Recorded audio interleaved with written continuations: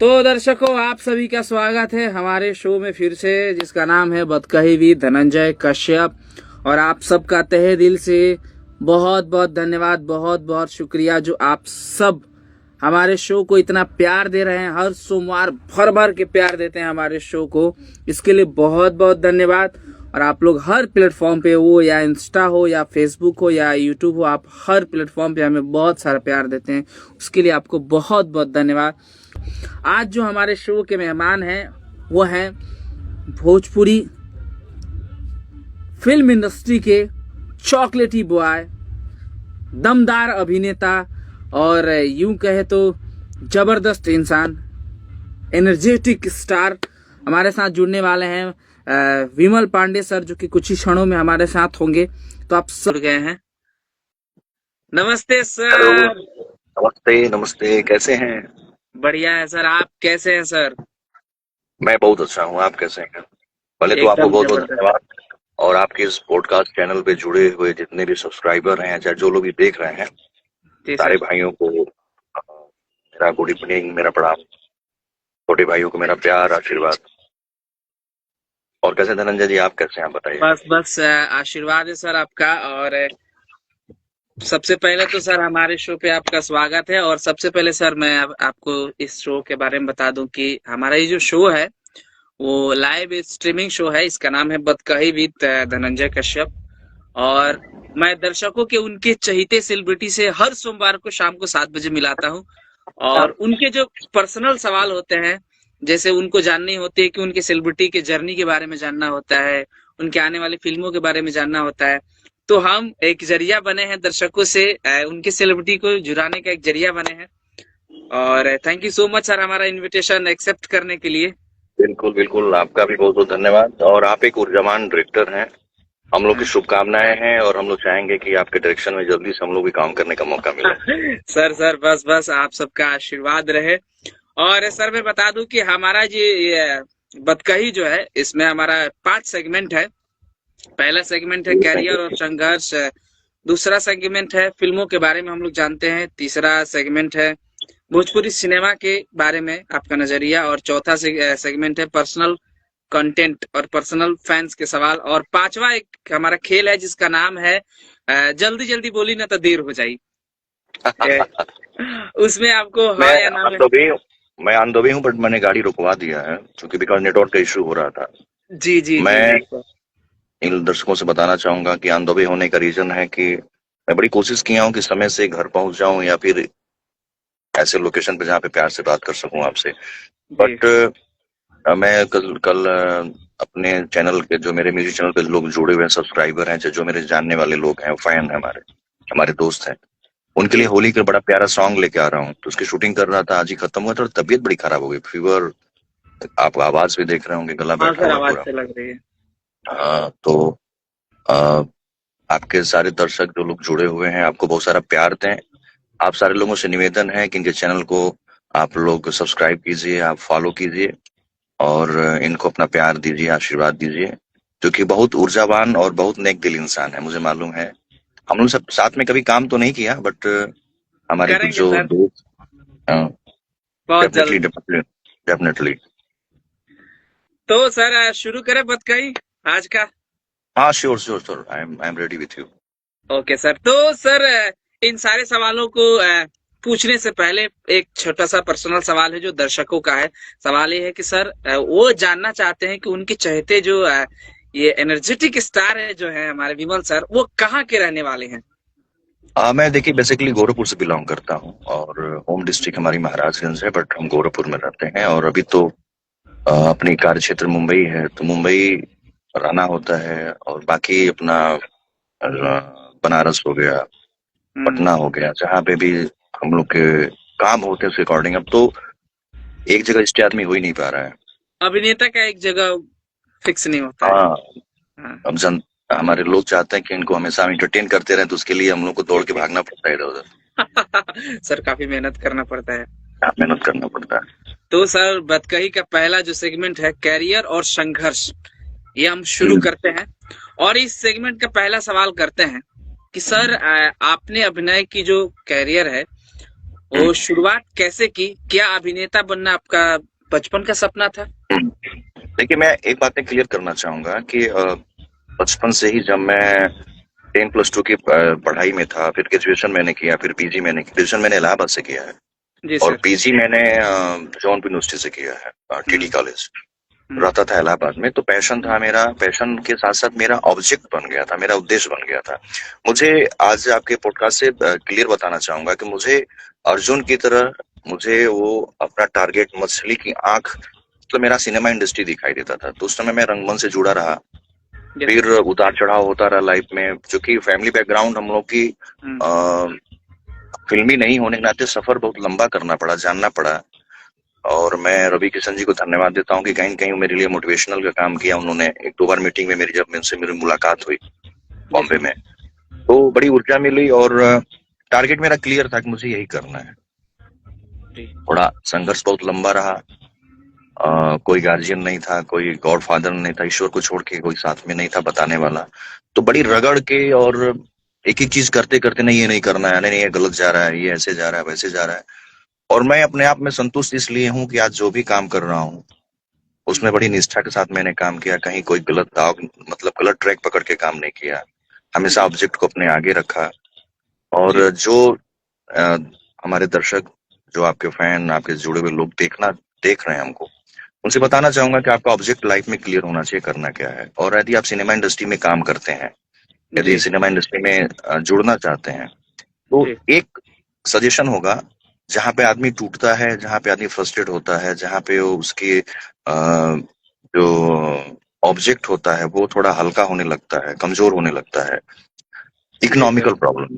तो आप जब भी इंडस्ट्री में काम कीजिए तो इकोनॉमिकल अपने आप को स्ट्रांग रखिए। उसके लिए एक सोर्स ऑफ इनकम आपका ऐसा होना चाहिए जो आपको जी, सर्वाइव करा सके बॉम्बे में।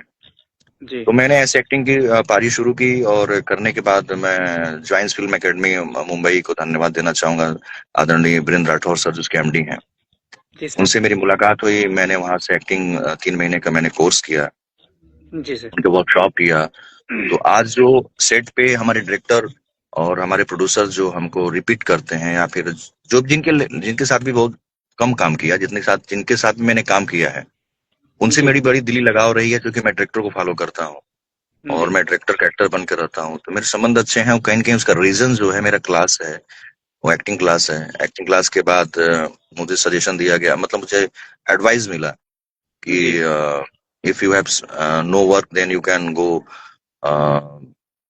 प्रोडक्शन हाउस, लाइक मुझे कुछ नंबर्स मिले थे और हुँ, मैंने बतौर असिस्टेंट मैंने कुछ सीरियल किया।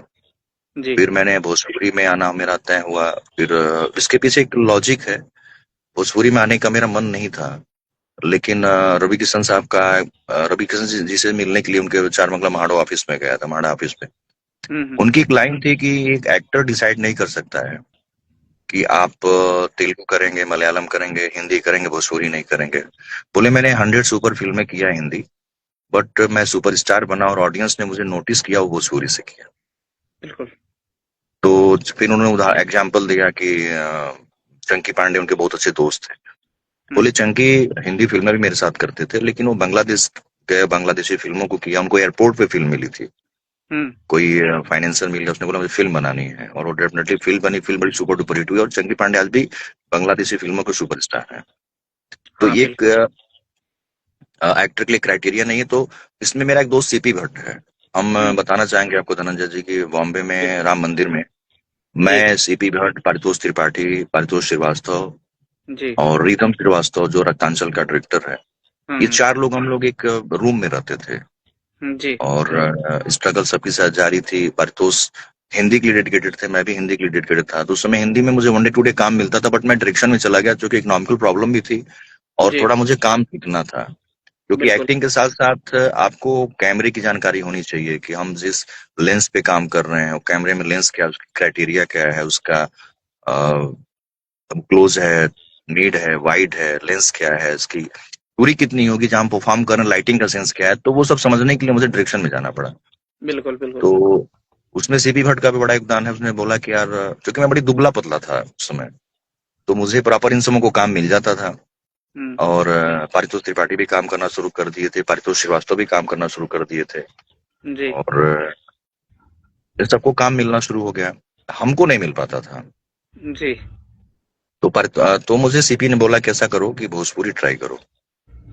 तो भोजपुरी में ऐसे ही मैंने एक म्यूजिक वीडियो किया।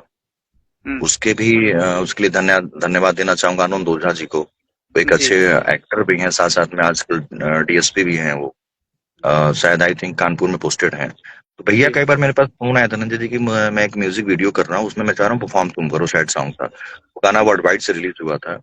जी। और लिटरली मानिए कि ईश्वर की कृपा थी, गाना रिलीज होते ही एक हफ्ते बाद मुझे एक फिल्म का फोन आता है। जी। और वो फिल्म में मैं दो हीरो थे, कालिद मोहन जी थे, एक मैं। तो वहां से जी। मेरी जर्नी शुरू हुई, फिर बैक टू बैक फिल्में मिलती रही। फिल्म का नाम क्या था सर, दर्शकों को बताइए। अ, दिल दिया है जान भी देंगे फिल्म का नाम था। जी। उसमें आनंद मोहन जी थे, मैं था, एक लड़की हीरोइन थी मोना करके। इसमें मेरी कास्टिंग पहला एक लड़की थी, क्या नाम था, शुक्ला करके, मैं नाम थोड़ा भूल रहा हूँ, जी। जी। जुबान पे है, मेरा नाम नहीं याद आ रहा है। जी। तो उसने मुझे बोला कि डायरेक्टर ने मुझे फोन कर रहा है फिल्म के लिए, मैं जी। काम नहीं कर पा रही हूँ, और आप करोगे, सेकंड हीरो का काम है। तुमने कहा कि कर लेंगे। फिर एक शिवा शर्मा जी हैं, उनका जी। फोन आया, फिर आनंद मोहन जी का फोन आया। जी।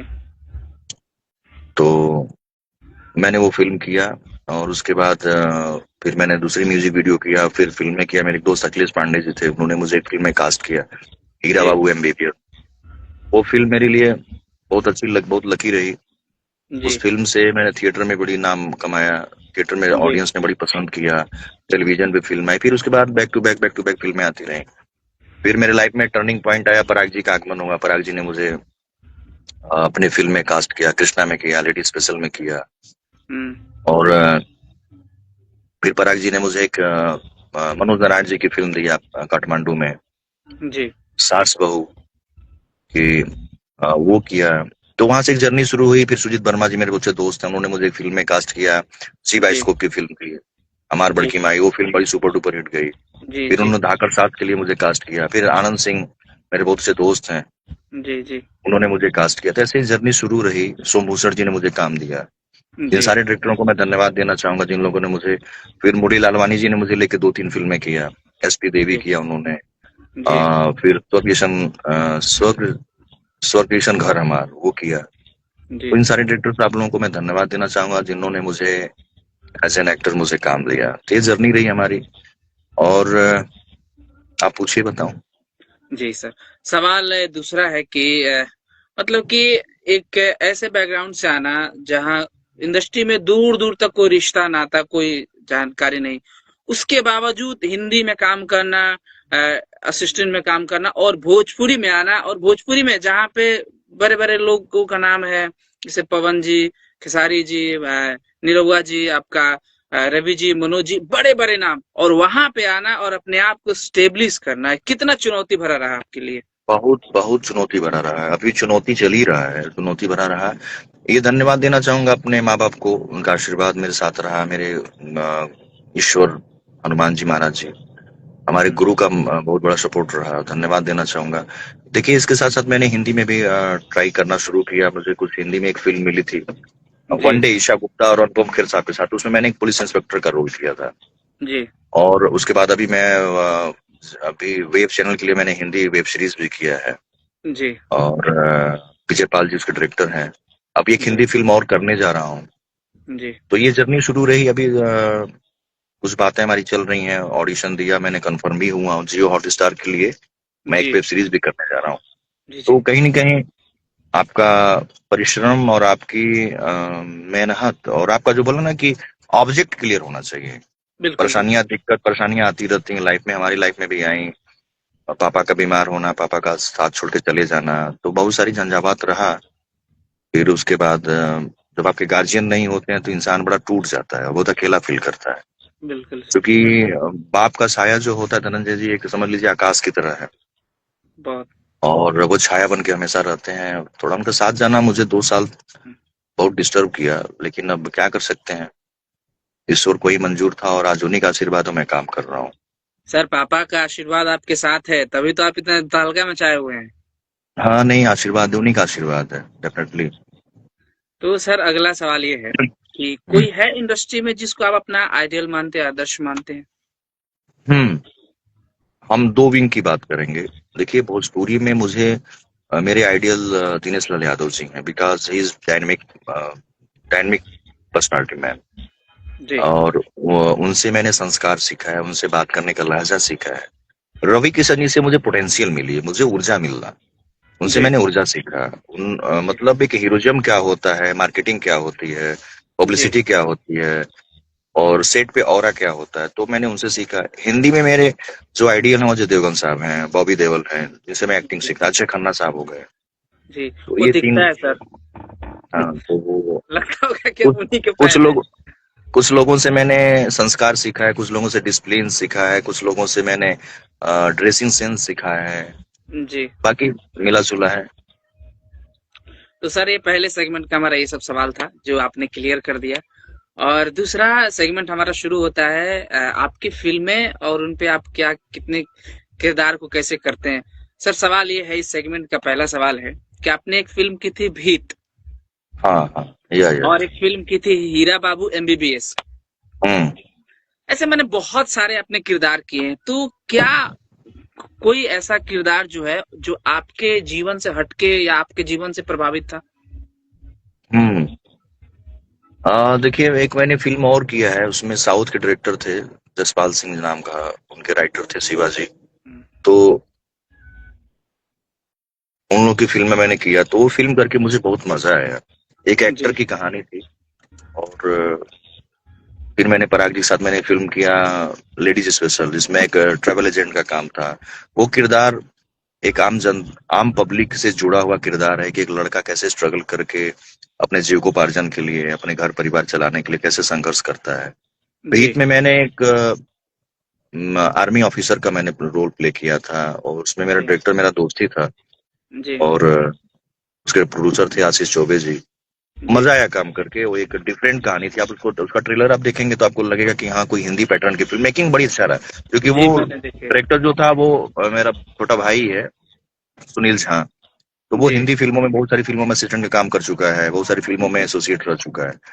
तो वो जी। फिल्म अच्छी लगी। फिर हीरा बाबू एमबीबीएस में, जो कि अखिलेश पांडे मेरे बहुत से दोस्त थे डायरेक्टर, उसमें मुझे एक डॉक्टर का रोल दिया, तो कॉमेडी फिल्म थी।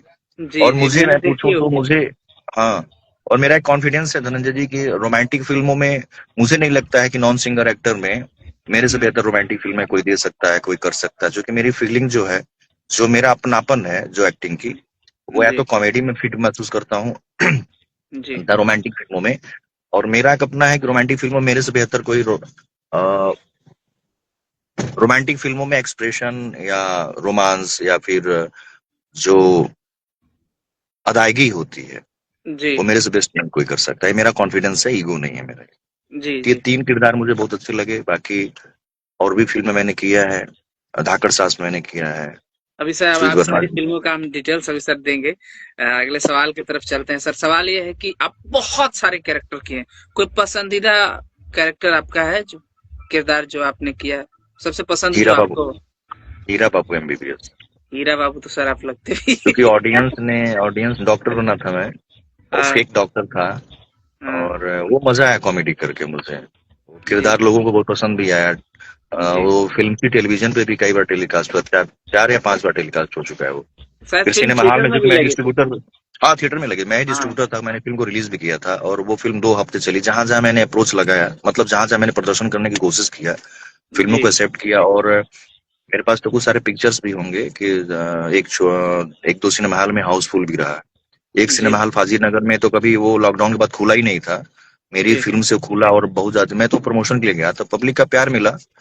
जी। और बहुत सारे लोगों के मैसेजेस भी आए को फिल्म देख के बहुत अच्छा लगा। यूट्यूब पे रिलीज भी है फिल्म हाँ। हाँ। World wide. जी। सर एक सवाल ये फिल्म, है कि हाँ जी सर, जी सर बोलिए हाँ, ना। एक फिल्म हमारी है, मैंने फिल्म किया था बहू। जी। तो नवनीत पोद्दार उसके डायरेक्टर थे। वो फिल्म मैंने अभी हाल में 1 हफ्ता पहले, क्योंकि मैं अपना प्रोफाइल बनवा रहा था, तो उसमें मुझे लिंक देना था। मैंने लिंक चेक किया तो देख रहा हूँ 1.4 करोड़ व्यूज है उस पे, यूट्यूब पे। Wow, super. तो हाँ, और उसके बाद एक फिल्म मेरी चांद से दुल्हन हमार, उसमें 3.5 मिलियन है। एक जी। अभी हाल में फिल्म किया था, अभी अक्टूबर में रिलीज हुई है, चिराग दत्त कश्यप उसके डायरेक्टर हैं, छठी मैया। उस जी फिल्म में मैंने गेस्ट अपीयरेंस रोल किया था, लेकिन वो फिल्म में भी आई थिंक 7 पॉइंट कुछ मिलियन व्यूज है। तो ठीक जी है, 70-75 लाख लोग फिल्मों को देख रहे हैं, जी। तो कहीं ना कहीं उनका प्यार है कि पसंद कर रहे हैं, और आज मुझे काम मिल रहा है। सवाल सर ये है कि आप कोई भी किरदार करते हैं, आप बहुत सारे फिल्मों में बहुत सारा किरदार की, किसी भी किरदार को मतलब कि प्ले करने के लिए किस तरह की तैयारी करते हैं आप? क्या उसके लिए अब मैं, तैयारी होता है? बहुत बहुत सही आपने बोला है।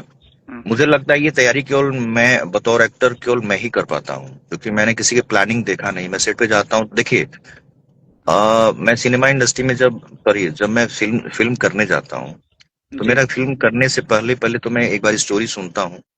और कई बार जी तो मैं स्टोरी, मैं आपको बताना चाहूंगा कि जैसे एक दो फिल्में ऐसी रही जिसमें स्टोरी मैंने सुना ही नहीं, जी और वन लाइन मैंने सुना, और कभी कभी ऐसा रहा कि मैंने पूरी स्क्रिप्ट पढ़ी, समझा।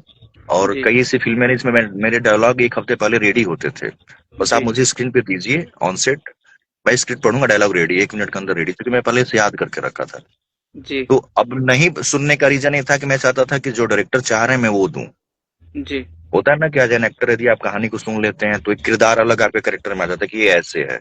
जी। सेट पे गए, डायरेक्टर ने बोला नहीं ऐसे नहीं ऐसे, तो आप कंफ्यूज हो जाते हैं, क्योंकि हमारे पास हिंदी है नहीं, भोजपुरी में टाइम नहीं होता है कि आप उसको बैलेंस कर सकें। यस। कि हाँ, अभी बोले कि आप सेट पे गए, बोले कि नहीं नहीं ऐसे नहीं ऐसे करना, तो वह आप कंफ्यूज हो जाते हैं। एक बिल्कुल। डायरेक्टर मेरे बहुत प्रिय हैं, धीरू यादव जी। जी। उनके साथ मैंने एक फिल्म किया, मेरा वचन, मतलब बहुत हमारा मजा आया मेरे मुझे। भी पसंदीदा है सर वो। बहुत मजा आया मुझे काम करके, लिटरली मैं तुमसे फोन करके बोलता हूँ कि यार मुझे अगली फिल्म आपसे साथ करनी है, मुझे काम दीजिए। जी तो उनके साथ काम करके बहुत मजा आया, वो एक्टर को पहचानते हैं। मैंने एक बार उनसे पूछा कि आप हर सीन को मैं कर रहा हूँ, बोले हैं ओके डन ओके डन, आप कुछ रोक नहीं रहे हैं? तो बोले विमल जी मेरे गुरु थे, उन्होंने कहा कि पहले एक्टर को प्ले करने दो, पहले उंगली मत करो, उसका आउटपुट देखो। यदि लगा कि नहीं आउटपुट में थोड़ा सा अप चाहिए, डाउन चाहिए, लाउड चाहिए, नॉर्मल चाहिए, बेस चाहिए, अंडर प्ले चाहिए, तब उसको सजेस्ट करो। तो बोले नहीं मेरे हिसाब से आप अच्छा दे रहे हैं, मैं क्या बोलूं। तो हमने कहा एक दो जगह तो बोल दीजिए, तो फिर बताते थे कि नहीं आप अच्छा कर रहे हो, तो मजा आया, कंफर्टेबल जोन रहा, जी कंफर्टेबल। देखिए, हम सेट पे दो तीन चीज फॉलो करते हैं। पहला, टेम्परामेंट मेरा नहीं होता है, जी और मैं न्याय चाहता हूँ कि आप मेरे फिल्म के प्रति, मेरे कैरेक्टर के प्रति न्याय करें। और मैं डायरेक्टर का एक्टर बनकर आना चाहता हूँ, ताकि जितना मैं कंफर्टेबल जोन में रहूंगा ना डायरेक्टर के साथ, अपने जी असिस्टेंट लोगों के साथ, जी उतना ही मुझे सजेस्ट करेंगे ना, भैया ये नहीं है, थोड़ा सा ऐसे कर दीजिए ना। तो उनका जी सजेशन मैं स्वीकार करता हूँ, सुनता हूँ, फिर उसको फॉलो करता हूँ।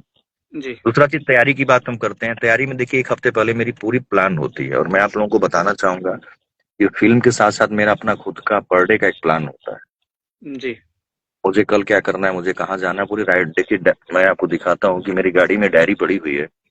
जी इस डायरी में मेरा डेली का डैशबोर्ड पे ही रखा हुआ है। जी तो मेरे प्लान होते हैं कि मुझे क्या करना है, मुझे कहाँ जाना है, मुझे गांव जाना है, गोरखपुर जाना है, बम्बई जाना है। जी फिल्म में जा रहा हूँ तो फिल्म में मुझे अपने डिसिप्लिन के बारे में 7-8 पॉइंट्स होते हैं, जी कि मुझे डायरेक्टर के अलावा किसी के रूम में नहीं जाना है। जी मेरे शूटिंग पैकअप के बाद मेरे रूम में मेरी डायरेक्शन टीम ही अलाउ होती है आने के लिए। जी बाकी अपने जो सीनियर है उनका रिस्पेक्ट, सीन कट हुआ अपना किनारे बैठना, शांत रहना, जी और शूटिंग के दरमियान मोबाइल का कम यूज करना। जी करता हूँ मोबाइल का यूज कभी कभी रील्स बनाने के लिए, या फिर अ, अपने फेसबुक आईडी को या फिर व्हाट्सएप को चेक करने के लिए। जी और खाली समय में अपने डायरेक्टर के प्रति, अपने काम के प्रति ईमानदारी रखना। मुझे कैसे जाना है, कितने दिनों के लिए जाना है, हमको क्या करना है, क्या नहीं करना है। और अमूमन लोग छोटी छोटी चीजों को लेके थोड़ा लड़ाई कर लेते हैं, झगड़ा कर लेते हैं, तो मैं हर जगह कंफर्टेबल जोन में होता हूँ। मैं चाहता हूँ कि काम सही से करके आऊँ, ये मेरी तैयारी होती जी जी बिल्कुल। सर ये हमारे दो सेगमेंट के दो इतने सारे सवाल थे। तीसरे सेगमेंट में चलते हैं, यह है भोजपुरी इंडस्ट्री की नजरिया। इसमें सवाल ये है सर कि आजकल बहुत सारे कंटेंट बनते हैं भोजपुरी में, और बहुत सारे कंटेंट पे बहस भी होता है। कुछ अच्छी फिल्में बन जाती है, कुछ ऐसे ही पैसे कमाने के लिए बन जाते हैं। तो आप सर भोजपुरी इंडस्ट्री में किस तरह के बदलाव देखना चाहते हैं एक अच्छी कंटेंट बनाने के लिए? है। मैं अपने सारे मेकर्स, जो हमारे इंडस्ट्री के मेकर्स हैं, लाइक जो बड़े मेकर्स हैं, जी आदरणीय वर्ल्ड वाइड म्यूजिक कंपनी, और SRK म्यूजिक कंपनी, और इसके अलावा जो मेकर हैं, पराग जी हो गए, देव पांडे जी हो गए और प्रदीप सिंह जी हो गए, जी। और जिनका मैं नाम भूल रहा हूँ या ले नहीं पा रहा हूँ। तो उन सारे लोगों से यही कहूंगा कि बदलाव आप ही ला सकते हैं, हम एज एन एक्टर और एज ए डायरेक्टर हम नहीं ला सकते हैं। जी। क्योंकि एक डायरेक्टर को फिल्म बनाने के लिए मेकर का होना बहुत जरूरी है, जो जी। उसके पीछे रीढ़ की हड्डी बन के खड़ा रहे। जी। कि आप एक, तो वो देखिए बदलाव, हम ऑडियंस है, हम एक एक्टर हैं, ऑडियंस चाहती है कुछ अच्छा है, हम एक एक्टर हैं, आप हमको जिस बर्तन में डालेंगे, जिस तराजू पे तोलेंगे, हम तोलने के लिए तैयार हैं। हमारा काम है कि जब आप कोई आदेश करें तो उसका अनुपालन करना, और उस अनुपालन को एक समय लिमिट में क्रियान्वयन करके उसको आगे प्रोसीड करना। जी। तो मैं अपने सारे जो फिल्म मेकर हैं, निर्माता हैं, उनसे निवेदन करूंगा कि अभी भोजपुरी में एक बदलाव की जरूरत है, जिसमें सारे लोगों को एक होके अपने ईगो को हटा के भोजपुरी में चेंजिंग लाना बहुत जरूरी है। क्योंकि भोजपुरी की ऑडियंस इतनी बड़ी है, जहाँ पे हिंदी और साउथ की फिल्में अपने अ, भोजपुरी से ही पैसे कमा रही। पुष्पा जैसी फिल्म भोजपुरी से हिट हुई।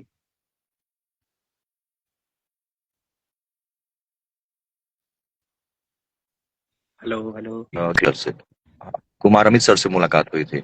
जी। उन्होंने बताया कि पुष्पा जो फिल्म थी, जी। वो पुष्पा फिल्म की टीआरपी जो थी सर्किल वाइज स्टेट में सबसे अधिक बिहार की थी। बिहार की थी। इसी कारण उन्होंने पुष्पा 2 की रिलीजिंग का जो पहला टीजर लॉन्च किया था, वो बिहार में ऑडियंस को थैंक यू बोलने के लिए किया था। जी। तो जब बिहार की ऑडियंस, यूपी की ऑडियंस फिल्म को हिट कर रही है, तो भोजपुरी को क्यों नहीं कर रही है? तो इसमें बदलाव लाना बहुत जरूरी है, सारे निर्माताओं को एक होना पड़ेगा, अपने ईगो प्रॉब्लम्स को दूर करना होगा। और एक छोटा सा सुझाव ये भी होगा, शायद मेरी बातें बुरी भी लगे लोगों को, कि देखिए जब ग्राफ खराब होता है तो हिंदी फिल्म में बहुत सारे निर्माता, निर्देशक, हीरो, एक्टर, डायरेक्टर अपने रेट को कम कर देते हैं कि जी। चलो मेरा ये एक उसमें समर्पण है, मेरा एक त्याग है, मेरा एक डेडिकेशन है।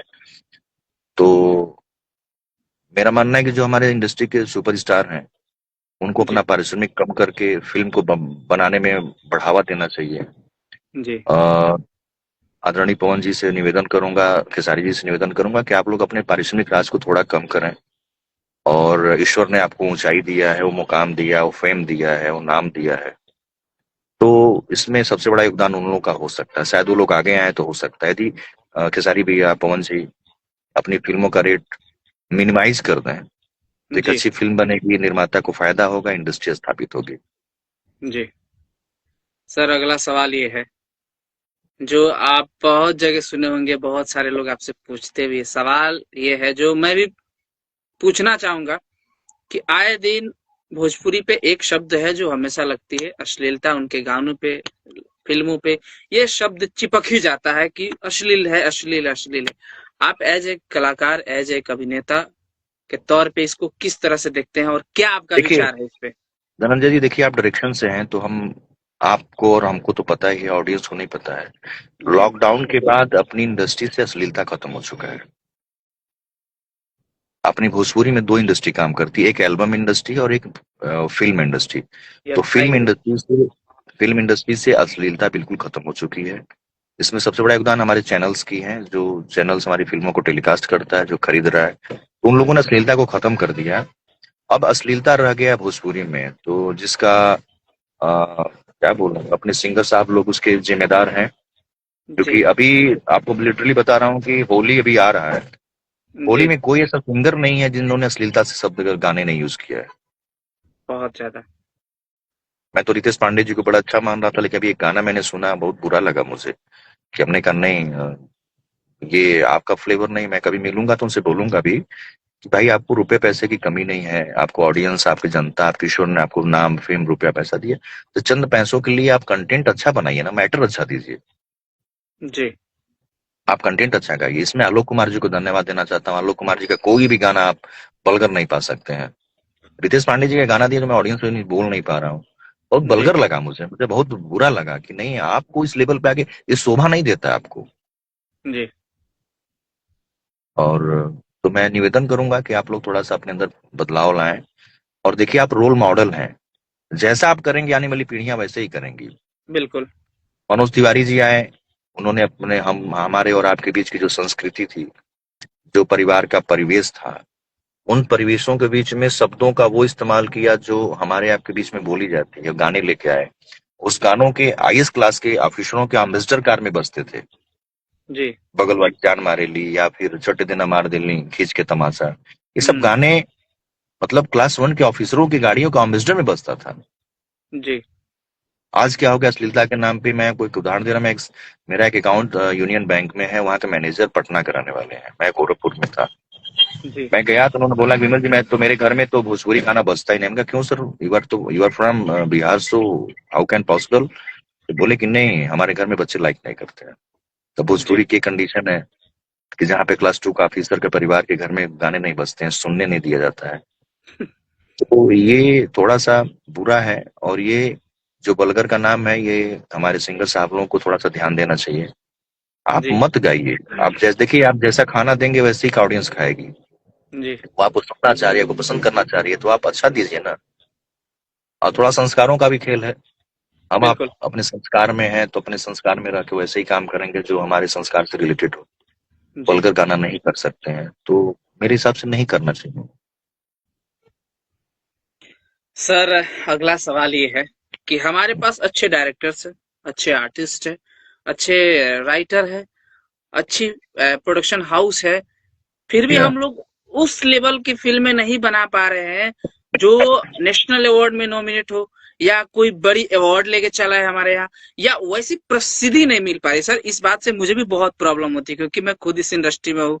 एज ए मैं सर निर्देशक काम करता हूँ, बहुत तकलीफ होती है। और कोई बोल देता है अरे तुम भोजपुरी से हो, भोजपुरी में असिस्ट किए हो, बहुत तकलीफ होती है। तो क्यों, आखिर क्या राज है इसका, क्या इसका कारण है? देखिए, इसमें मैं आपको बता, फिर मैं वही रिपीट करूंगा कि देखिए, इसमें जो हमारे मेकर हैं वही। हाय पांडे जी, कैसे हैं? मैं अच्छा हूँ रिद्धिमा जी। आ, हमारे मेकर ही इस पे एक मिसाल साबित हो सकते हैं इस नौका को पार कराने में। अच्छा कंटेंट बनाएं, अच्छे एक्टर को रखें, और एक लेवल पे बनाएं जहाँ पे, अभी मैं आपको एक एग्जांपल दे रहा हूँ कि मेरे पास एक कास्टिंग डायरेक्टर का फोन आता है कि मुझे अपना प्रोफाइल सेंड कर दीजिए हिंदी से। तो मैंने प्रोफाइल सेंड किया, तो प्रोफाइल में अमूमन हम जो किए हैं वही लिखेंगे। जी। तो बोले यार, आपने तो भोजपुरी बहुत सारी फिल्में कर लिया है। आपने कहा आई थिंक 30+ हो गया है। तो बोले कि अच्छा कोई नहीं, हम प्रोफाइल हमने ऊपर सेंड कर दिया है क्रिएटिव हेड को, और आपका ऑडिशन बहुत पसंद आया उन लोगों को, तो आपसे बात होगी, आप बात कर लीजिए। मेरे पास 3-4 दिन बाद फोन आता है कि यू आर विमल पांडे। हम गए, आई एम विमल पांडे। बोले Pandey, you are from Bihar. हमने कहा no, I am from UP. It's okay, I will, it's okay Pandey, I will call you back. हमने कहा ओके, इट्स ओके। फिर मैंने कास्टिंग डायरेक्टर को फोन किया, यार उसने ऐसे मेरे से बोला कि यू आर फ्रॉम बिहार, ऐसा क्यों? बोले पांडे जी, क्या है ना कि वो लोग भोजपुरी का नाम समझ के जान जाते हैं कि आप लोग वही वाले हैं। मैंने लिटरली, क्रिएटिव का नंबर था मेरे पास, मैंने फोन किया, मैंने कहा कि पर्सनली कुछ बात करूं आपसे। बोले बोलो। हमने कहा देखिए, हम एक्टर हैं, और आप हमें जिस मिट्टी के पात्र में ढालना चाहें हम ढलने के लिए तैयार होते हैं। और हम एज एन एक्टर, हम मराठी करें, तेलुगु करें, तमिल करें, तो जहां काम मिलेगा हम वहां करेंगे। इसमें हमारी कोई गलती नहीं है, आप हमारी फिल्मों को उठा कर देख सकते हैं, हम कोई वल्गर फिल्में नहीं करते हैं। तो लगे हंसने, बोले कि थोड़ा सा हमारे वहाँ टेंडेंसी अलग है। भोजपुरी से रिलेटेड कोई फिल्म, कोई सीरियल या टीवी शो आता है, तो डेफिनेटली पांडे जी, आपका नंबर सेव करता हूँ, मैं आपको पहले कॉल करूँ। ये सब बातें फिर उन्होंने रखा, फिर बॉम्बे मिलने के लिए भी बोला, बोला कि ये आपसे बात करके अच्छा लगा, मिलना जरूर। उसका भी नाम धनंजय पांडे है। बताइए सर, क्या क्या हम लोगों को झेलना क्या पड़ता है, किया। बहुत सारी कठिनाई झेलनी पड़ती है। फिर एक कास्टिंग डायरेक्टर का फोन आया, बोले कि नहीं, आप सारी अपने प्रोफाइल से जितनी भी आपने भोजपुरी फिल्में किया वो हटा दो, जो हिंदी में किए वो लगाओ। तो हिंदी में मेरे पास गिने चुने काम है। जी। हमने क्या, हिंदी में तो बहुत गिने चुने काम है। अब वो भी जो मैंने सीआईडी वगैरह, वो सारी क्राइम अलर्ट वगैरह किया था, वो हम्म। तो बहुत पुराने एपिसोड हैं। तो वो तने 4-5 साल पुराने, क्या खोजने से नाम क्या मिलता भी ऐड नहीं है करूं। वो सब एपिसोड। हाँ, तो हमने कहा कि मिलता भी नहीं खोजने में, और मैं कहाँ से तुमको लिंक दूं। अब ये कहानी है, मैं क्या बोलूं। सर, बहुत तकलीफ है, लेकिन क्या करे, कहा जाता है कि हर रात के बाद दिन होता है, तो एक्चुअली होगा ही। देखिए, होता क्या कि ऑडियंस जो है ना, अभी बार सबके पास टाइम तो है नहीं। आपने देखा होगा कि इंस्टाग्राम पे पहले रील्स की टाइमिंग बड़ी होती थी, अब 15 सेकंड हो गया है। जी। 15 सेकंड वाले पे व्यूज जाते हो रहा है, जो 1 मिनट का होता है उस पे व्यूज नहीं हो रहा है, 3 मिनट पे व्यूज नहीं हो रहा है। तो वैसे ही गाने बजते हैं भोजपुरी के, तो उससे भोजपुरी को गाने को सुन के लोग आकलन लगा लेते हैं कि अरे यार नहीं, भोजपुरी बहुत बेकार है, बहुत गंदा है। तो जो वर्ल्ड लेवल पे जो इसकी बदनामी हो रही है ना, वो केवल गाने को गलत हो रहा है, फिल्मों के नाते, जो फिल्म देखते नहीं है उनको पता है नहीं। आप सर मेरी मैं सारी एक फिल्में उठा के देख लीजिए, कोई फिल्म आपको वल्गर नहीं मिलेगी। जी जी मैं एक सर एक पॉडकास्ट देख रहा था, डिजिटल कमेंट्री है उस पे, अपने भोजपुरी के बेस्ट कॉमेडियन है मनोज सर गए थे, मनोज टाइगर सर। हाँ तो हाँ, मैंने भी देखा था। हाँ वो अनुराग भी कश्यप देखा। सर। उसके बाद नेक्स्ट एपिसोड में आते हैं अनुभव सिन्हा, जो अपने अनुभव बनारस से अनुभव ही हैं। सिंह। अनुभव सिंह। तो उनसे जो है हमारे जो एंकर साहब हैं, उन्होंने पूछा कि आप भोजपुरी फिल्में क्यों नहीं करते, क्या नहीं करते। तो उन्होंने एक अच्छा जवाब दिया कि मैं एक गाना बनाया था मुंबई में काबा, हम्म। मनोज वाजपेयी सर को लेके। तो इतना अच्छा गाना बनाया, इतना हल्ला हुआ, इतना हल्ला हुआ, और उसको मात्र व्यूज मिले 10 मिलियन। तो बताइए कि कौन मेहनत करना चाहेगा। इतना अच्छा चीज बनाइए और लोगों को पसंद ना आए, वही आप एक गंदी गाना बना के परोस दीजिए, मिलियन एकदम रिकॉर्ड तोड़ देगा, तो दर्शक स्टार्ट सुनना हो ही गया। पसंद नहीं करेंगे। लेकिन फिर भी मैं आप सबको ये बताना चाहता हूँ कि आप सब कोई अब बढ़िया कंटेंट लाइए, कोई बढ़िया कंपनी मेरे साथ खड़ा होइए, मैं भोजपुरी फिल्में बनाने के लिए तैयार हूँ। वेरी गुड, बहुत बढ़िया, वेरी नाइस। बहुत अच्छा अमेजिंग। लगा सुन के। सर अगले सेगमेंट वो में देखा चले। था मैंने, वो मनोज टाइगर जी ने मुझे भेजा था लिंक, मैंने हाँ। देखा था। और मेरी मनोज जी से अच्छा। बात भी हुई थी इस टॉपिक पे। जी जी, अगला सेगमेंट की तरफ चले सर। बिल्कुल श्योर। सर अगला सेगमेंट है पर्सनल सवाल और फैन कनेक्ट। इसमें पहला सवाल ये है कि आपके फैंस आपके बारे में ऐसी कौन सी बात है जो नहीं जानते, जो आप बताना चाहते हैं। मेरे बारे में तो लगभग सब लोग जानते हैं। कुछ ऐसा बात जो दर्शक नहीं जानते हैं। ये बताना चाहूंगा कि देखिए, मैं अपने सिनेमा इंडस्ट्री में काम करने के साथ साथ मैं कुछ साइड में वर्क भी करता हूँ, जो कॉन्ट्रैक्ट बेसिस वर्क होते हैं गवर्नमेंट की। जी और जो जिसको आप देहाती भाषा में ठेकेदारी बोल सकते हैं, तो छोटे मोटे मैं काम करते रहता हूँ, जिससे मेरा सोर्स ऑफ इनकम, जी और मेरा बैलेंस बना रहता है। जी। तो आपको भी करना चाहिए, यदि आप एक्टर हैं, यदि इंडस्ट्री में बिलोंग करते हैं, तो आपको एक काम करना चाहिए, साइड में एक एक बिजनेस बैकअप करना बिजनेस चाहिए। चाहिए। एक बैकअप बिजनेस चाहिए, या तो घर से बहुत फाइनेंशियली स्ट्रांग हो। जी और मेरे बारे में तो सब पता ही है, कोई गंदी आदत है नहीं, मैं जी। ये कुछ वेजिटेरियन हूँ। नया सुनने को मिला सर कि आप एक्टर के साथ साथ ठेकेदार भी है। तो हम लोग ठेकेदारी दे सकते हैं, अगर किसी को ठेकेदारी देना है तो सर से संपर्क कर सकता है। हाँ, मैंने अगर पंचायत में, मेरा मेरा रजिस्ट्रेशन है, मेरा पीडब्ल्यूडी में रजिस्ट्रेशन है, जी मेरा इरिगेशन डिपार्टमेंट रजिस्ट्रेशन है। जी तो अभी तो इरिगेशन में काम नहीं कर रहा हूँ, जी और पीडब्ल्यूडी में नहीं कर रहा, अभी नगर पंचायत में ही है। तो सड़कों का निर्माण, ग्राम सभाओं में बिजली का काम, जी जी तो ये सब मैंने काम किया हुआ है। मैंने एल&टी के साथ काम किया है, मैंने बजाज के साथ काम किया है।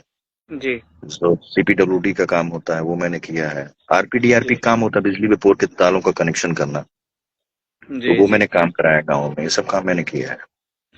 सवाल ये है सर कि शूटिंग के अलावे खाली समय में आपको क्या करना पसंद है। देखिए, मुझे अकेला रहना पसंद है, मुझे शोर शराबा नहीं चाहिए।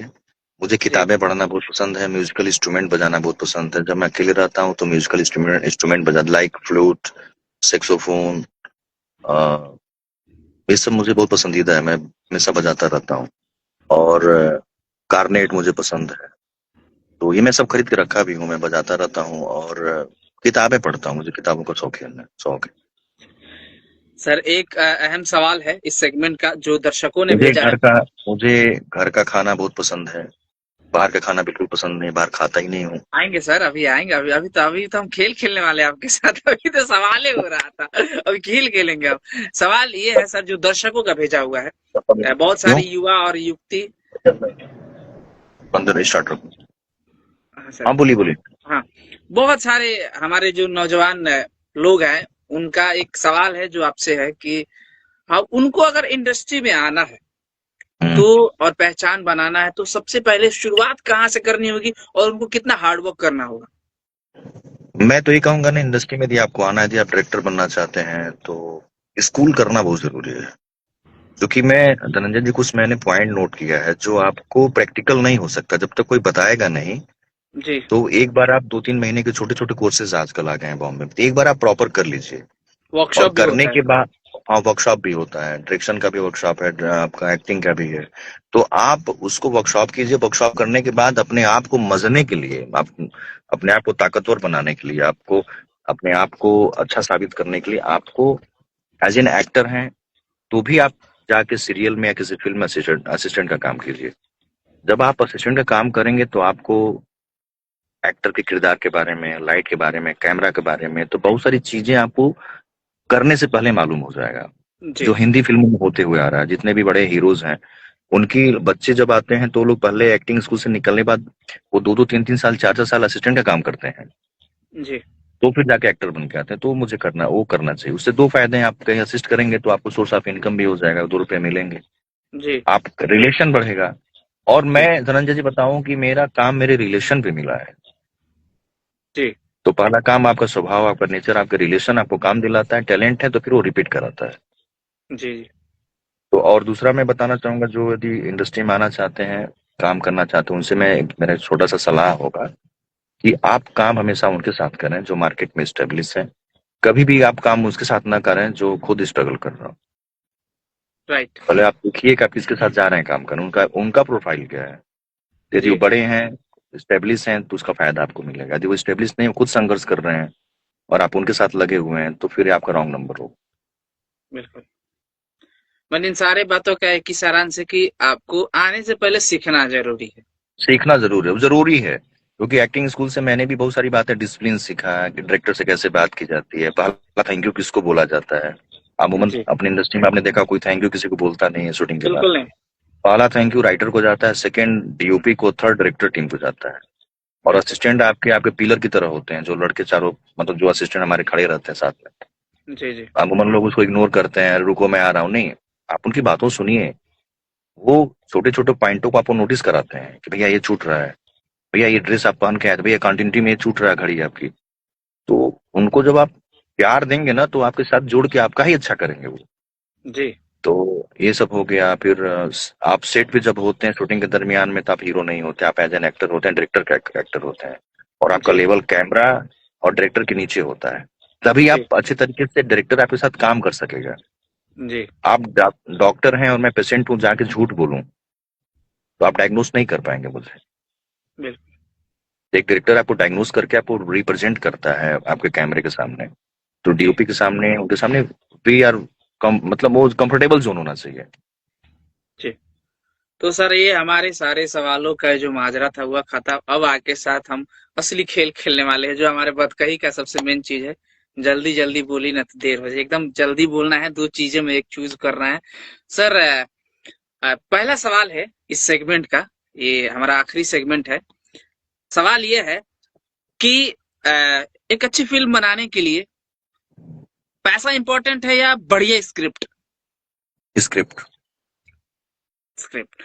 दूसरा सवाल ये है कि क्या कभी फीमेल फैन से आपको अट्रैक्शन हुआ है? फीमेल फैन से? हाँ। नहीं, फैन से अट्रैक्शन तो नहीं हुआ मुझे। फैन से नहीं। तो बस हेलो है, फैन से अट्रैक्शन मैंने नहीं हुआ। कोई अच्छा लगा है मन की चलो यार ऑटोग्राफ लेने आए या फोटो खिंचवाने आए, तो ये अच्छा है। नहीं नहीं नहीं नहीं, नहीं ऐसा सर नहीं था। सर नाम है हमारे भोजपुरी इंडस्ट्री में, अक्सर ये सब लोग सवाल करते हैं तो मैं भी कर लूं। काफी विवाद में रहते हैं और बड़े नाम हैं, जो मतलब कि अगर चाहे तो रूपरेखा भोजपुरी की बदल सकते हैं। कर सकते हैं, अ, मैंने आपको बोला था।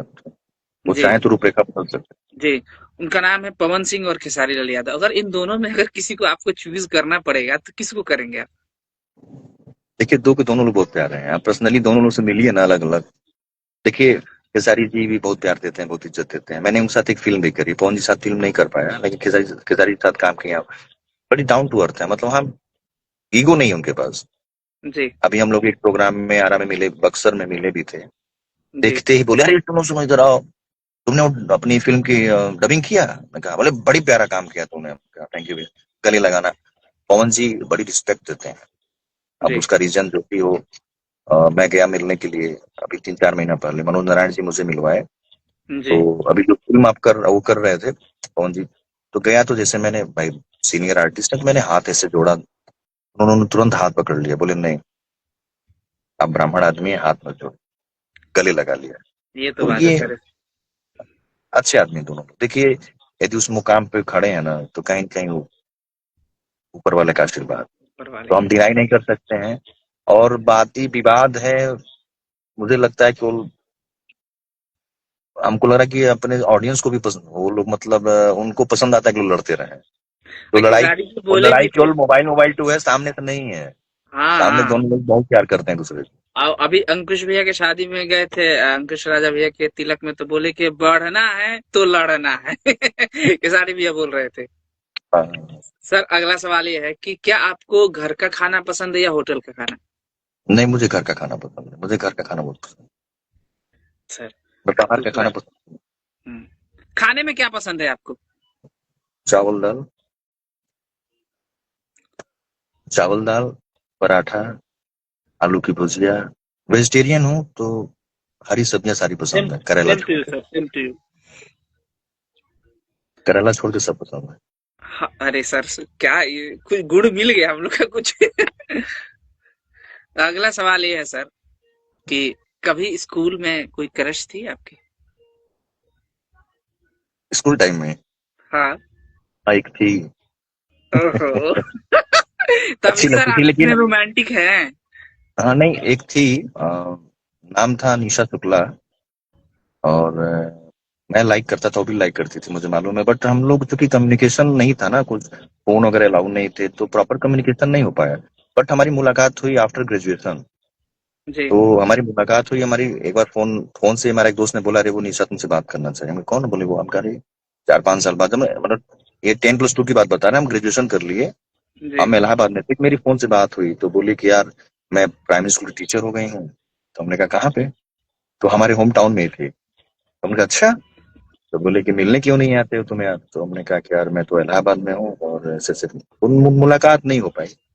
जी। फिर एक बार उसने बोला नहीं मैं आपसे मिलना चाहती हूँ, तो नंबर हम लोग ले लिए थे। फिर हमने कहा नहीं शादी उसकी हो गई थी। हमने कहा शादी हो गई है, अब आप जहाँ हो आप काम करो, तो है ब्लेसिंग है। अभी तो कहाँ है, बात नहीं, कम्युनिकेशन नहीं रहा। सर मैं इतने लोगों से बातचीत किया हूँ, बहुत सारे लोग से इंटरव्यू, पहला आप एक्टर है जो इन्होंने बताया ना। कोई बताता नहीं है आपके, जो टाल देता है। नहीं नहीं, इसमें बुराई क्या है भाई, आदमी क्रश होता है। मुझे वो मुझे पसंद करती, उसने बोला मुझसे कि मैं तुमको बहुत पसंद करती हूँ। वाह तो सर क्या बात है। अगला सवाल ये है कि इन फ्यूचर आप शादी करेंगे तो लव मैरिज करेंगे या अरेंज मैरिज? देखते हैं, मुस्कुराते बता रही है, क्या बता रही है? अपने पसंदीदा लोगों से ही प्यार शादी करना चाहिए जो आपको पसंद। और कभी कभी संस्कार अच्छे हैं तो अरेंज भी करना चाहिए, वाह क्या लव बात है। मैरिज भी करना चाहिए। सर इस सेगमेंट का आखिरी सवाल है, उसके बाद दो अहम सवाल करेंगे, उसके बाद आपसे हम विदा लेंगे। सवाल ये हाँ है मैं क्या भी भू रास्ते में रुक के आपसे बात कर रहा हूँ, क्योंकि because I am on the way from अरे सर इसके लिए बहुत बहुत धन्यवाद सर। गोरखपुर। हाँ सर सवाल ये है, क्या भोजपुरी इंडस्ट्री में एक्टर बनने के लिए सिंगर होना जरूरी है क्या? देखिए कोई जरूरी नहीं है कि सिंगर होना जरूरी है, हमेशा से दो लाभियां काम की हैं, एक नॉन सिंगर एक्टर और एक सिंगर एक्टर। आप जी। मनोज तिवारी जी आए तो रवि किशन साहब थे, विक्रांत जी आए, अ, यश मिश्रा जी आए, गौरव झा जी आए, प्रेम जी। आया, मैं। तो एक तरफ सिंगर लॉबी रही तो एक तरफ नॉन सिंगर एक्टर भी रहे इंडस्ट्री में। कोई जरूरी नहीं है कि आप सिंगर बन के एक्टर आए। और सब लोग कौन जो खेसारी नहीं हो सकते, खेसारी जी नहीं हो सकते। जी। उनके अलावा कौन सिंगर है जो स्थापित है? इन दोनों को छोड़ के कोई स्थापित नहीं है, as an actor, as an hero कोई नहीं है जी। जिनके ऊपर आप दांव पेच कर सकते हैं। कोई कोई है तो बताइए, कोई नहीं है। नहीं सर मेरे नजर में तो कोई नहीं। हाँ, इन दोनों लोगों के अलावा कोई है ही नहीं। ये सर हमारा पूरा सेगमेंट खत्म हुआ। आपने सारे सवालों का जवाब जो है बहुत बारीकी से और एकदम प्यार से दिया और क्लियर कर दिया। लास्ट में जाते जाते तीन सवाल छोटे छोटे करेंगे, विदाई के हाँ, सवाल इसको बोलते हैं हम लोग, विदाई समारोह। आप आपके आने वाले प्रोजेक्ट्स, आने वाले कुछ फिल्मों के बारे में दर्शकों को बता दीजिए ताकि उनको इंतजार रहे। देखिए मेरी एक फिल्म आ रही है धाकड़ साहब, डायरेक्टेड बाय सुजीत वर्मा जी। एक ठीक। फिल्म आ रही है मेरी ladies special, directed by Parag Patil ji. Sir मैं ये दोनों ट्रेलर देखा हूं, बहुत तगड़ी है। हाँ, एक मेरी फिल्म आ रही है अभी आपकी, अ, सबसे बढ़िया कलाकार, जो साउथ के डायरेक्टर के साथ मैंने काम किया है, जसपाल जी जी के साथ काम किया। जी वो फिल्म बहुत अच्छी है, बहुत अच्छी है। तो मैंने बहुत अच्छा काम भी किया है उसमें। एक जी सीन में तो पूरी मतलब यूनिट रोने लगी थी उसमें। ऐसा इमोशनल सीन था, जी बहुत प्यारा था। तो जी। वो फिल्म आ रही है। और अभी तो फिल्मों का नाम ही भूल जाता है कौन कौन सा करके आया है। इतना काम कर अभी लेता है आदमी, भूल जाता है। संचिता बनर्जी जी के साथ मांग हमार से नूर तहार मैंने फिल्म किया है, संचिता बनर्जी से वो फिल्म आ रही है। अभी उसकी जी कल मेरी डबिंग है, कल मैं उसको डब कर रहा हूँ। वो फिल्म जी आ रही है, वो फिल्म बहुत अच्छी, बहुत माइंड ब्लोइंग फिल्म है। वो भी जी। फिल्म आ रही है। तो ऐसी फिल्में करीब 10-15 फिल्में जो back to back line pipeline में जो रिलीज होती है। दूसरा सवाल ये है कि आप अपने दर्शकों के लिए क्या कहना चाहेंगे? मैं बस यही कहना चाहूंगा कि आप सारे लोग अपना प्यार, दुलार, स्नेह ऐसे ही बनाए रखें। मेरे साथ साथ धनंजय जी को भी प्यार देते रहें, और इनके इस चैनल को एकदम ब्रांड चैनल बना दें। और आखिरी सवाल, सर आपको बतकही करके हमारे साथ कैसा लगा, और इस बहुत शो मजा कैसा आया। लगा आपको? एक एनर्जेटिक मैन के साथ एक एनर्जी भरी बातें हुई। और जब कोई आपकी बीतो आप बीती के बारे में पूछता है, तो डेफिनेटली एक कलाकार इमोशनल होता है। एज जी एन एक्टर इमोशनल होता है, एज ए क्रिएटिव इमोशनल होता है। तो जी संघर्षों की कहानियां यदि आप किसी के लिए इंस्पायर हो, किसी के लिए इंस्पिरेशन हो, तो लगता है कि चलो कोई सुन के कुछ तो समझ सकता है। जैसे हम लोग को कोई बताने वाला नहीं था कि तुम ये करो वो करो। आपने पूछा जी ना कि आप आना चाहते हो तो क्या कीजिए। यदि आप जी एक्टर हैं, डायरेक्टर हैं, तो आपको पढ़ाई करके और एक्टिंग सीख के आनी चाहिए। अभी तो जी देखिए बहुत सारे असिस्टेंट लड़के आ रहे हैं डायरेक्शन करने के लिए, बट जी वो भी डायरेक्टर किसके हैं मैं कह नहीं पा रहा हूँ। तो आपको भी सीख के आना चाहिए। आप एज एन एक्टर बन रहे हैं तो वर्कशॉप करके आना चाहिए। बहुत सारी चीजों को सीखने के बाद देखिए, किसी ने कहा कि एक अच्छी लाइन की शुरुआत जो होती है ना, एक अच्छी जी। किताबों से ही गुजरती है। अच्छी किताबों, एक अच्छे विचार जो होते हैं उसके सारांश जो होते हैं एक अच्छी किताबों से भी गुजरते हैं। बिल्कुल। तो आपको किताबों की डीपली पढ़ाई होनी बहुत जरूरी है। वो किताब आपको स्कूलिंग ही दे सकता है, नहीं दूसरा कोई नहीं दे सकता है। तो छोटे छोटे कुछ ऐसे पॉइंट्स होते हैं जो नोटिस कराते हैं। जैसे उसमें आपको एज एन एक्टर कैसे अपने आप को प्रमोट करना है। आप एक एक्टर हैं, आप हिंदी जोन में एज ए हीरो काम कर रहे हैं, तो अजय देवगन भी वही हैं, आप भी वही हैं, जी क्योंकि दोनों एक्टर हैं। अब आपको अपने आप को कैसे वहां प्रेजेंट कर, जैसे आप अपने ऑरा को बनाएंगे सामने तो ऐसा ट्रीट आएगा, वैसे आपका फेम होगा। यदि आप जी अपने ऑरा को गिरा के रखेंगे आप। जी अच्छा, सबसे बड़ी बात, उन्होंने मुझे एक टीचर आते थे पढ़ाने के लिए, जो वरुण धवन जी को घर पे जाके वो हिंदी का डिक्शन सिखाते थे। जी तो उनका कहना था कि कभी भी आप किसी फीमेल एक्ट्रेस से बदतमीजी से या गलत तरीके से पेश ना आए। बिकॉज एक फीमेल जो होती है बहुत बड़ी आपकी ओरल पब्लिसिटी का माध्यम होती है। राइट। 10 लोग खड़े होके बोले कि नहीं, धनंजय जी बहुत अच्छे आदमी हैं, विमल पांडे बहुत अच्छा, लेकिन एक महिला जाकर यार वेरी नाइस पर्सन है यार, तो उस 10 पे एक महिला का बात बहुत भारी होता है। उसका लॉजिक राइट। बताया उन्होंने, कहा कि एक महिला जो होती है हमारी जननी होती है, जो ब्रह्मांड की संरचना की है, कभी माँ के रूप में, कभी पत्नी के रूप में, कभी प्रेमिका के रूप में। तो वो हमको पैदा की है। वो जब जी आपकी तारीफ करेगी तो वो 10-12 लोगों के ऊपर हावी होती है। तो इसलिए फीमेल के साथ हमेशा रिस्पेक्ट से मिलें। हम सारे लोगों से जी निवेदन भी करूंगा, इज्जत दें, कभी भी गलत ट्रीट न करें, सबको एक जैसा ना समझें। और हाँ, आपकी प्रेमिका है, आपकी माशुका है, आप किसी से मोहब्बत करते हैं, प्यार, आप उनके साथ रहिए। हर जगह अ, मछली वाले क्या बोलते हैं, कंटिया डालना बंद कीजिए। जी जी। उससे आप अपने आप में खुद गिरते हैं और सामने की रिस्पेक्ट में भी गिर जाते हैं। बिल्कुल तो मुझे बिल्कुल सर। लगता है कि केवल एक अभिनेत्री को छोड़ के मेरा किसी से कोई बदकही नहीं है। कोई महिला मेरी शिकायत नहीं कर सकती है। मैं सबका रिस्पेक्ट मैंने किया है, और जी। कहीं गलत तरीके से मैं कहीं पेश नहीं आया। नहीं सर, मैंने सुना है, कभी जीवन में तो काम करने का मौका मिला नहीं है आपके साथ। आई थिंक बहुत नहीं, जल्द आपको। मेरा कॉन्फिडेंस भी अपने आप पे, अपने चरित्र पे, अपने संस्कारों पे। नोटिस जी। कीजिएगा मेरे चरित्र पे, संस्कारों पे, मैं किसी को मौका नहीं दूंगा कुछ कहने के लिए। वही मैं बोल रहा हूँ सर, कि मतलब कि बहुत सारे लोगों से मैंने सुनी है आपकी तारीफ। बहुत सारे लोग बोले हैं। आई आई होप ईश्वर की कृपा हो तो आपके साथ कभी मौका मिले सर, आपके बिल्कुल साथ बिल्कुल बिल्कुल बिल्कुल। काम मैं करने बुलाऊंगा, का। मैं बुलाता हूँ। बहुत बहुत धन्यवाद सर। और थैंक यू दर्शकों सो बता, मच।